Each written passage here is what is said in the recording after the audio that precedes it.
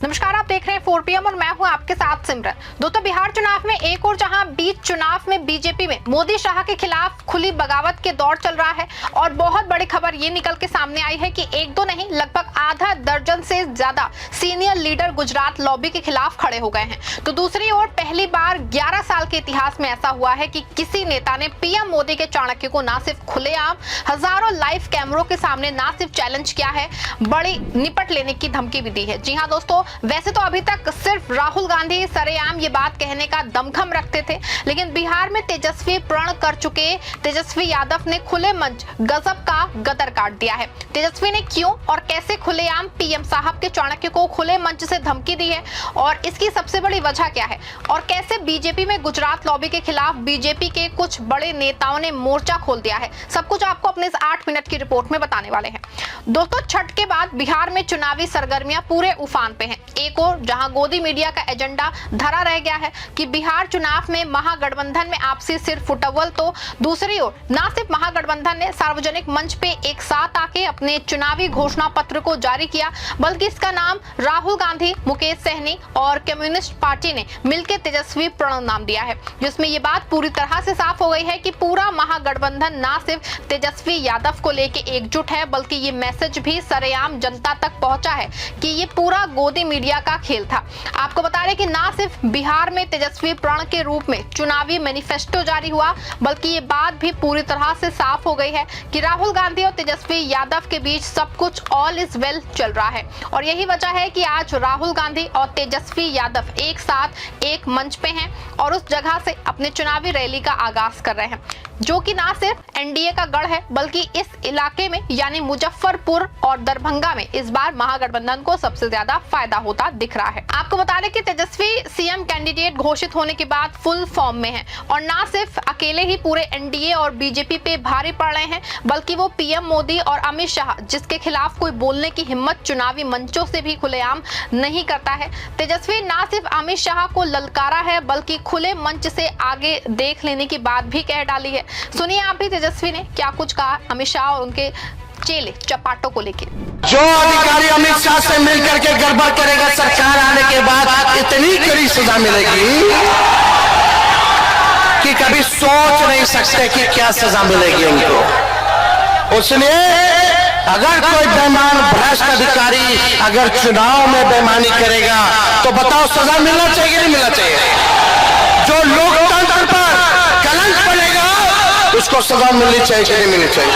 जो वोट चोरी करवाएगा उसको सजा मिलनी चाहिए कि नहीं मिलनी चाहिए? एक बार जनता तैयार है सजा देने के लिए, छोड़ा नहीं जाएगा, बेईमानी नहीं होगा। अभी भी हमारी सलाह है भ्रष्ट अधिकारियों, अमित शाह के चेलों चमचों, बेईमानी की भी दिमाग में मत लाना। सजा ऐसी होगी कि आपको 7 जन्म याद आएगी। इसलिए आप सब लोगों को दिल से धन्यवाद करते हैं। जय हिंद, जय बिहार। और आइए माला पहना जी, अरे जी की माला दोनों हाथ उठा के ना बताओ पहनाए कि ना पहनाए? चलिए बताइए, सुरेंद्र राम जी के जिताना है ना? अरे एक मौका तेजस्वी को, एक मौका यानी नौकरी पक्का। सुना आपने कैसे सीधे तौर पे मंच से हजारों लाइव कैमरे के सामने तेजस्वी यादव ने अमित शाह और उनके चमचों पे सीधा सबक सिखाने की बात कही है। आपको बता दें कि तेजस्वी यादव का कॉन्फिडेंस है और यही कॉन्फिडेंस उनको बिहार का सबसे बड़े नेता बना रहा है, और जिस तरह से उनकी बैकिंग के लिए राहुल गांधी उठ खड़े हुए हैं तो तेजस्वी यादव को और भी मजबूती दे रहा है। वैसे भी तेजस्वी की रैली में जेन जी पूरी तरह से एक्टिव है और ये बात सिर्फ हम नहीं कह रहे हैं, बल्कि जितने भी सर्वे आ रहे हैं उन सब में तेजस्वी सीएम के पॉपुलर कैंडिडेट बताए जा रहे हैं। कल आए वोटर्स वाइब और एसएस हैदराबाद के सर्वे ने पूरे उसकी हड़कंप मचा दिया है। सर्वे में यह साफ तौर पे बताया गया है कि बिहार का 60% का जेनजी तेजस्वी को सीएम के रूप में देखना चाहता है, और ये बात तेजस्वी की रैली में दिख भी रही है। सबसे ज्यादा संख्या में जेनजी और युवा ही दिखाई दे रहे हैं। ऐसे में बिहार में महागठबंधन की बड़ी लहर चुनाव में दिख सकती है। बता दें आपको, जहां एक और राहुल गांधी और तेजस्वी यादव एक मंच पे हैं और तेजस्वी की बयान पूरे बिहार में बह रही है, और वही दूसरी ओर दोस्तों एनडीए का बुरा हाल है। एनडीए में सिर्फ फुटअव्वल थमने का नाम नहीं ले रही है। और एक और जहां चिराग पासवान और नीतीश कुमार के कार्यकर्ताओं के बीच में अनबन है, तो ललन सिंह अपने ही सीएम नीतीश कुमार के खिलाफ खड़े हो गए हैं और चुनाव के बाद विधायक दल की बैठक में सीएम कैंडिडेट घोषित करने की बात जो है अमित शाह के बयानों के आधार पे कह रहे हैं। दूसरी ओर बीजेपी के अंदर खाने में भी सिर्फ फुटअव्वल बढ़ गई है। आपको बता दें कि एक दो नहीं, कम से कम 6 ऐसे सीनियर नेता हैं जो कहीं ना कहीं मोदी और उनके चाणक्य जी के सरेआम खिलाफ हैं। इसमें सबसे पहला नाम अश्विनी चौबे का है। आपको बता दें कि अश्विनी चौबे बीजेपी के उन नेताओं में से एक है जिन्होंने बीजेपी को बिहार में खड़ा किया है। दूसरा नाम बिहार के मौजूदा स्पीकर नंद किशोर यादव का है। इनको टिकट सिर्फ इस वजह से काट दिया गया कि इनकी उम्र 72 साल है, जबकि पीएम मोदी 75 साल के होने के बाद भी रिटायर नहीं हुए हैं। लेकिन नंद किशोर यादव को पीएम साहब के चाणक्य ने रिटायर कर दिया है। और सिर्फ यहीं पे नहीं रुका है, बल्कि रविशंकर प्रसाद, शहनवाज हुसैन, ये दायरा आरके सिंह तक पहुंच गया है। वैसे ये लिस्ट और लंबी है, लेकिन जिन सीनियर लीडर को हम बता रहे हैं वो ना बीजेपी के गुजरात लॉबी से तो बिल्कुल खुश नहीं है।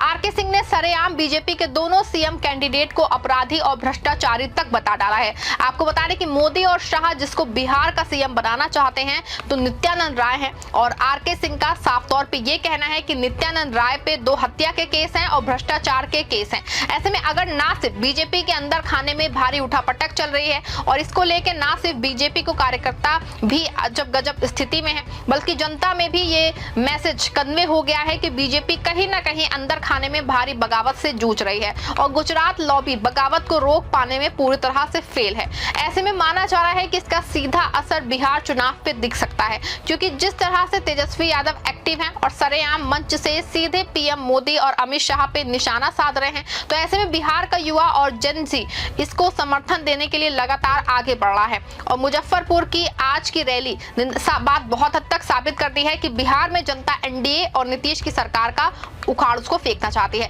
ऐसे में जदयू और बीजेपी में अंदर खाने की बगावत और तेजस्वी और राहुल गांधी का एक साथ आना और तेजस्वी प्रण खास तौर से हर घर में नौकरी, संविदा कर्मियों और जीविका दीदियों की परमानेंट नौकरी, और सबसे बड़ी बात है कि पुरानी पेंशन योजना को लागू करने के वादों ने एनडीए की नींद उड़ा दी है। और बिहार में लगातार गठबंधन बड़ी लीड की ओर न सिर्फ चुनावी सर्वे में आगे बढ़ रहा है, बल्कि असल में भी बिहार की जनता भी तेजस्वी और महागठबंधन के पक्ष में लामबंद होता दिख रहा है। आपको क्या लगता है कि तेजस्वी जिस तरह से मंच से ही अमित शाह और उनके गुर्गों को सरेआम धमकाने लगे हैं और जिस तरह से अकेले ही सीधे पीएम मोदी से पंगा ले रहे हैं, वो उनके लिए चुनाव में बड़ा गेम साबित होने वाला है?